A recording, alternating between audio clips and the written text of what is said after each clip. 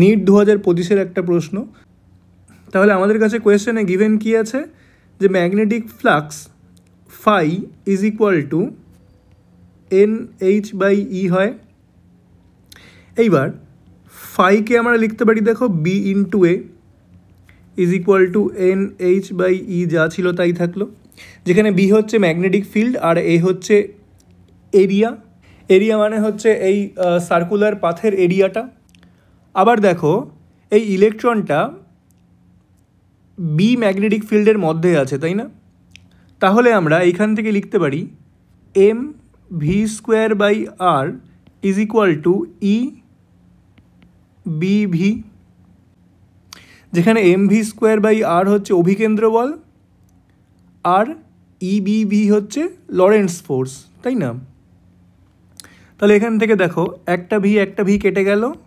আমরা এখান থেকে B ইজ ইকুয়াল টু বলতে পারি যে mv/E ইন্টু আর। বি এর মান আমরা এখানে বসাই যে mv/E ইন্টু আর ইন্টু, দেখো এ মানে হচ্ছে এই সার্কুলার পাথের এরিয়া, তাহলে সেটা কি হবে? সার্কুলার পাথের এরিয়া হচ্ছে πr² is equal to NH/E। তাহলে দেখো ই কেটে গেল, একটা আরের সঙ্গে একটা আর কেটে গেল। আমাদের কাছে পড়ে থাকলো R into V is equal to NH/π into M. ঠিক আছে, এইবার আমাদের বের করতে বলেছে যে ম্যাগনেটিক মোমেন্ট। এবার আমরা জানি magnetic moment mu is equal two হয় I ইন্টু এ, যেখানে I হলো এই ইলেকট্রনের গতির জন্য তৈরি হওয়া কারেন্ট আর এ হচ্ছে এই সার্কুলার পাথের এরিয়া। তাহলে আইকে আমরা কি করে লিখতে পারি? আইকে আমরা লিখতে পারি হচ্ছে E/T, তাই না? আর ইন্টু এরিয়া, যেখানে টি হচ্ছে ইলেকট্রনের বৃত্তাকার পথে একবার ঘোরার পর্যায়কাল। এবার দেখো টিকে আমরা লিখতে পারি এবার এইভাবে না, যে ই যেরকম থাকলো সেরকমই থাকলো। টিকে আমরা লিখতে পারি 2πr/v ইন্টু এরিয়া।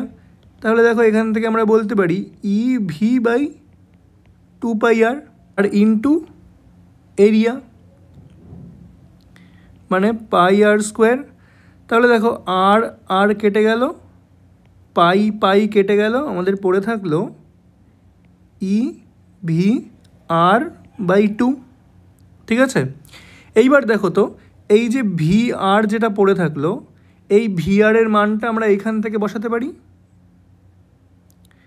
তাহলে আমাদের থাকলো E/2 ইন্টু VR এর মান হচ্ছে NH/πm।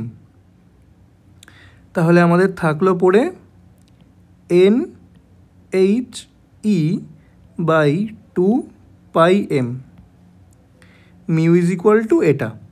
এবার আমাদের কোয়েশ্চেনে বলেছে যে the magnetic moment of an electron in it's lowest energy state. তাহলে লোয়েস্ট এনার্জি স্টেট মানে কি? N ইজ ইকুয়াল টু 1 হতে হবে। লোয়েস্ট এনার্জি স্টেট মানে কি? N ইজ ইকুয়াল টু 1 হতে হবে। তাহলে magnetic moment mu is equal two আমাদের দাঁড়াবে HE/2πm। তাহলে আমাদের আনসার হবে অপশান নাম্বার 4।